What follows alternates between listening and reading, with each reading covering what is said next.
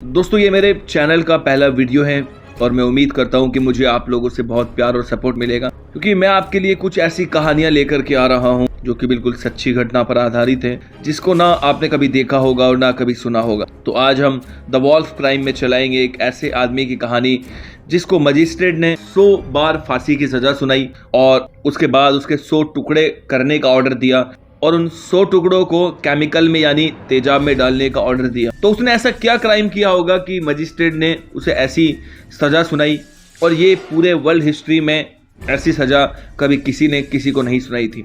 कहानी की शुरुआत यहाँ से होती है कि एक आदमी जो होता है पुलिस स्टेशन जाता है और पुलिस स्टेशन जाकर के ये कहता है कि बोले वहां पर एक कांस्टेबल होता है, उससे कहता है कि मुझे जो है तुम गिरफ्तार कर लो, अरेस्ट कर लो। तो पुलिस वाला इसे पूछता है कि भाई क्यों? तो ये कहता है मैंने 100 बच्चों का मर्डर किया है, 100 बच्चों का कत्ल किया है और इसलिए मुझे जो है तुम गिरफ्तार कर लो। तो ये पुलिस वाला जो कांस्टेबल होता है ये इसे ऊपर से लेकर नीचे तक देखता है और फिर मुस्कुराता है, हंसता है और फिर इसे कहता है कि तू मेरा टाइम खराब मत कर और तू यहाँ से चला जा। ये सोचता है कि ये कोई मजाक कर रहा है या पागल है, कोई साइको है, तो इसे भगा देता है।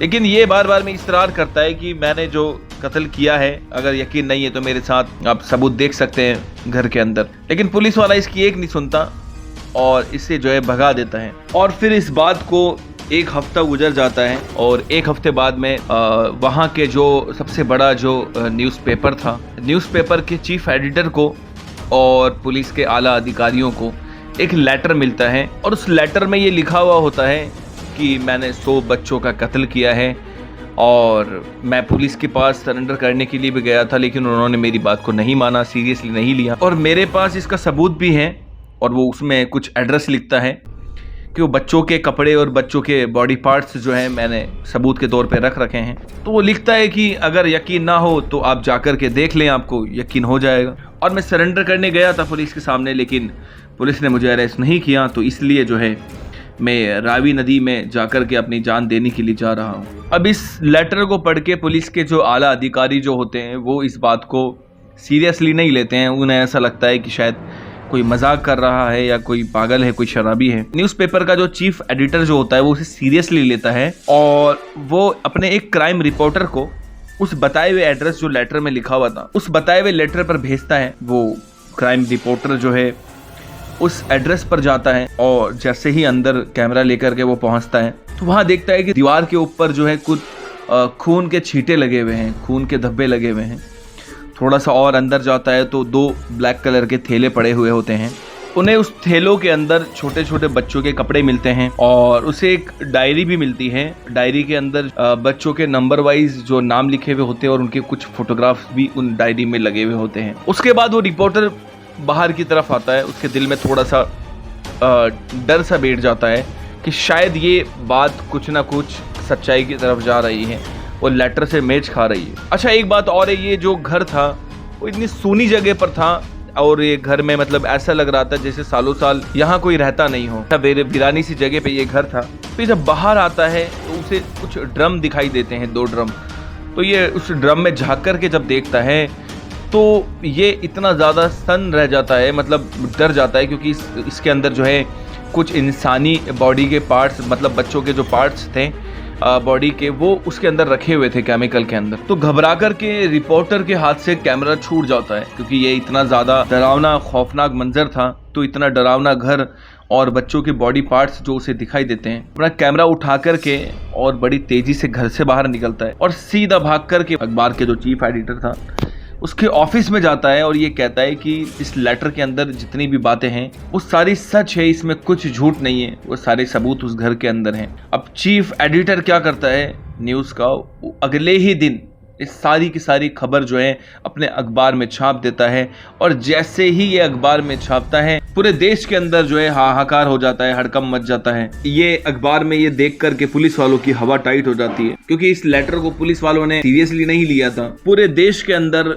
एक अजीब सा तहलका मच जाता है। फिर फटाफट से बड़े अधिकारी जो होते हैं, पुलिस के आला अधिकारी, उनकी मीटिंग्स वगैरह होती हैं और इसे पकड़ने के लिए अब सर्च इंजन चलाया जाता है। और ये पुलिस की एक टीम रावी नदी के पास में भी भेजते हैं कि शायद उसने अपनी जान दे दी हो, क्योंकि उसने अपने लेटर में लिखा था कि मैं अपनी रावी नदी में जाकर के अपनी जान दे रहा हूँ। वहाँ जाते हैं, पुलिस वाले छानबीन करते हैं, लेकिन कोई लाश वगैरह, कोई बॉडी उन्हें वहाँ नहीं मिलती है। और मैं आपको एक बात बता दूँ, उस देश की पूरी हिस्ट्री के अंदर कभी भी इतना बड़ा सर्च इंजन किसी मुजरिम को, किसी क्रिमिनल को पकड़ने के लिए नहीं चलाया गया था जो इस मुजरिम को पकड़ने के लिए चलाया गया था। अब ये लेटर को दोबारा पढ़ते हैं। लेटर के अंदर जो एड्रेस लिखा हुआ होता है, इसका नाम लिखा हुआ होता है, तो उसके नाम से ये लोग जो है पुलिस के ऑफिसर्स जो हैं इसके नाम से सर्च करते हैं, उन्हें एक एड्रेस मिलता है। एड्रेस पर जब जाते हैं, ये जो क्रिमिनल होता है इसके 4 साथी उन्हें वहाँ मिलते हैं। पुलिस वाले उसको अरेस्ट कर लेते हैं और फिर पुलिस वाले उनसे पूछताछ करते हैं और पूछताछ के दौरान वो बड़ी आसानी से बता देते हैं कि ये बच्चों का कत्ल किया करता था और उसने एक बड़ी तादाद के अंदर बच्चों का कत्ल किया है। अब उसके बाद जो है वो उस क्रिमिनल की फैमिली के पास जाते हैं और वहाँ जा कर के वो पूछताछ करते हैं कि वो कहाँ पर हैं। ये लोग बताते हैं कि बड़ा ज़माना गुजर चुका, एक अरसा गुजर चुका, काफ़ी टाइम हो गया, हमारा उससे कोई रिश्ता नहीं है। हमें जब पता चला कि ये जो है गलत रास्ते के ऊपर है तो हम लोगों ने जो है इससे रिश्ता अपना तोड़ लिया है, तो काफ़ी टाइम हो गया है। यहाँ एक और हैरानी की बात ये होती है कि ये जो क्रिमिनल है ये एक बहुत अच्छी फैमिली से बिलोंग करता था, एक रिच फैमिली से बिलोंग करता था, अच्छी एजुकेटेड फैमिली थी। इसके फादर भी एक जो है अच्छे बिजनेसमैन थे और ये भी एक जो है अच्छा बिजनेस करता था। उस देश का ये इतना बड़ा क्राइम था कि पुलिस वालों के ऊपर इतना बड़ा प्रेशर बन गया था और उनसे दूसरी जो चूक हुई थी, दूसरा जो उनको खौफ था पुलिस वालों को, वो ये था कि क्रिमिनल जो है खुद सरेंडर करने के लिए आया था, लेकिन उन्होंने सीरियसली नहीं लिया। तो उस बात का भी उनको डर सा लग रहा था कि बोले जो है उनसे एक बहुत बड़ी मिस्टेक हुई है, बहुत बड़ी गलती हुई है। और इसी वजह से जो है उस देश की पुलिस ने अपनी पूरी ताकत जो है उसे पकड़ने में लगा दी थी और पुलिस वाले अपने आप को कोस भी रहे थे क्योंकि ये खुद चल करके आया था और उसे जो है अरेस्ट नहीं किया गया। आज उसी को जो है दिन रात एक करके जो है खोजा जा रहा है। इस क्रिमिनल ने, इस आदमी ने जो लेटर जो लिखा था वो लिखा था 1999 दिसंबर के फर्स्ट वीक के अंदर। और इस मुजरिम को पकड़ने के लिए, इस आदमी को पकड़ने के लिए तकरीबन 25 दिन तक ये सर्च इंजन चलता रहा। और अब आता है 30 दिसंबर 1999 और शाम को 7 बजे एक आदमी न्यूज़ एडिटर के दफ्तर में आता है और तकरीबन उसकी उम्र जो होगी वो करीब 38 साल तकरीबन उसकी उम्र थी। और वो ये पूछता है कि ऑफिस में आकर के भाई एडिटर कहाँ बैठते हैं, और उसे बताया जाता है और एडिटर के दफ्तर में जाता है और एडिटर से जाकर के वो हाथ मिलाता है और हाथ मिला कर के वो अपना नाम बताता है और ये कहता है कि वो लेटर जो आपको मिला था वो मैंने ही लिखा था। तो वो चीफ एडिटर के जो है हाथ कांपने लगते हैं क्योंकि ये इतना बड़ा क्राइम करने वाला आदमी और जिसको पूरे देश की पुलिस जो है ढूंढ रही है हर एक जगह पर, और ये आदमी जो है इसके सामने खड़ा हुआ है।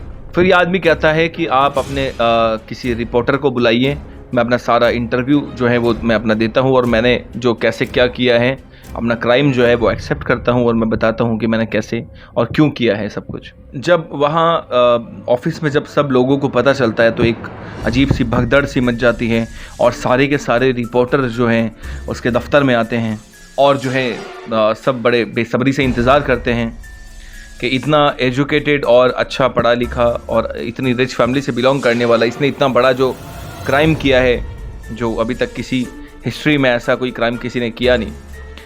तो वो इंटरव्यू शुरू होता है, कहानी शुरू होती है, लेकिन कहानी से पहले वो मुजरिम जो है, वो आदमी जो है वो कहता है कि मुझे आप जब गिरफ़्तार करेंगे पुलिस को कॉल मत कीजिएगा, आप जो है आर्मी को बुलाइएगा और आर्मी के थ्रू जो है मुझे गिरफ़्तार करवाइएगा। और चीफ एडिटर पास की आर्मी को कॉल कर देता है, वहाँ से तैयारी हो जाती है इसे पकड़ने के लिए और यहाँ पर ये अपनी कहानी की शुरुआत करता है। और जो है इस पूरी स्टोरी की मेन कहानी जो है वो अब शुरू होती है।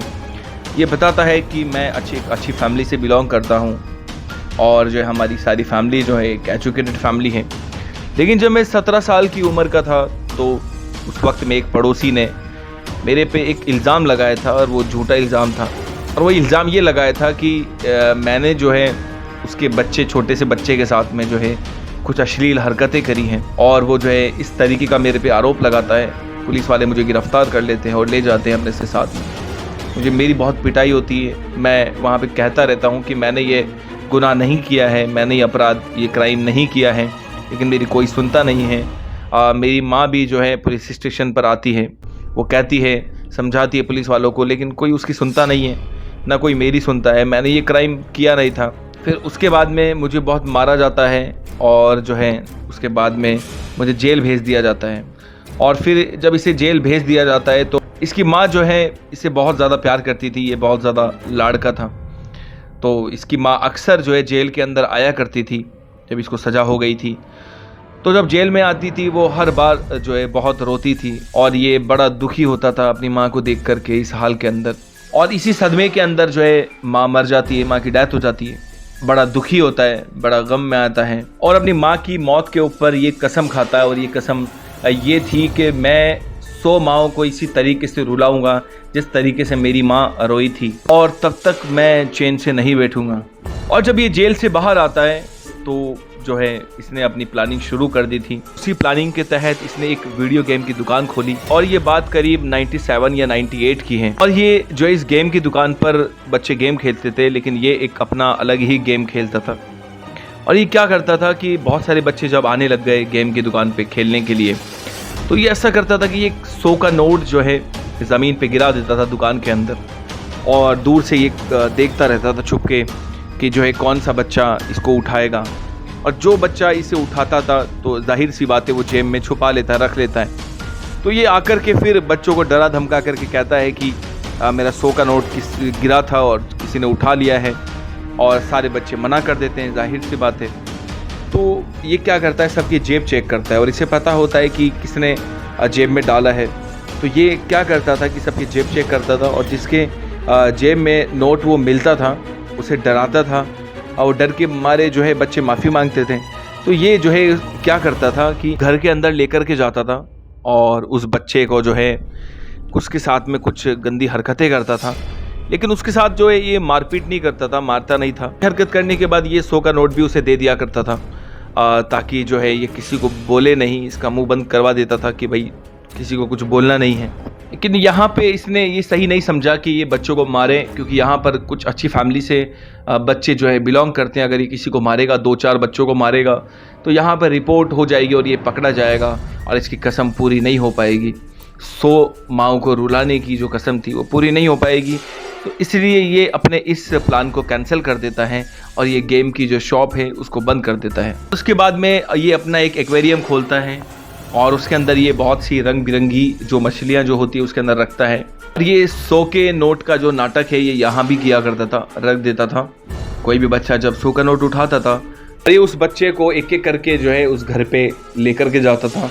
वहाँ पर एक लोहे की चेन रखी हुई थी, उनसे उनका गला घोंटता और उसके बाद में जो है उनके टुकड़े करता, और कुछ टुकड़े ये केमिकल में डाल दिया करता था एसिड के अंदर, और कुछ टुकड़े बचे हुए जो हैं ये रावी नदी के अंदर फेंक दिया करता था। वहाँ पर इसने कुछ मर्डर किए और उसके बाद में जो है फंसने के डर की वजह से ये जो है उस एक्वेरियम को भी बंद कर देता है। और अब ये उन बच्चों को शिकार बनाता है जो सड़कों पर भीख मांगा करते थे, क्योंकि उसके लिए ये बहुत आसान था, उनकी रिपोर्ट लिखवाने के लिए भी कोई नहीं होता। और ये ऐसे ही एक एक करके बच्चों को लेकर के जाता और उनका गला घोंटता और उनके टुकड़े करता, और टुकड़े करके वही एसिड में डाल दिया करता था और कुछ पास की नदी में बहा दिया करता था, रावी नदी के अंदर। मारने से पहले ये काम किया करता था कि जो है बच्चे का नाम ये पूछ लिया करता था और एक डायरी में लिख लिया करता था, उनकी कुछ फ़ोटोग्राफ ले लिया करता था, वो भी जो है ये डायरी में स्टेप बाय स्टेप पूरी डिटेल लिखता था। और सीरियल नंबर के हिसाब से ये जो है देखता था कि ये मैंने कितने मर्डर अभी तक कर लिए हैं, कितने बाकी हैं। और जब इसके 100 कत्ल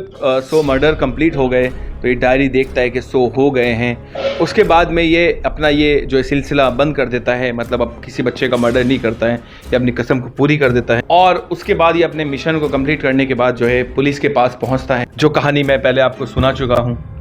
और आखिरी के जो है 5-10 बच्चों का कत्ल करने से पहले ऐसा करता है, उनकी बॉडी के पार्ट्स को रख लेता है सबूत के तौर पर, क्योंकि इसकी कोई बात मानेगा नहीं, तो देख करके लगता भी नहीं है, इसलिए ये सबूत के तौर पे जो है उन बच्चों के बॉडी पार्ट्स को रख लेता है।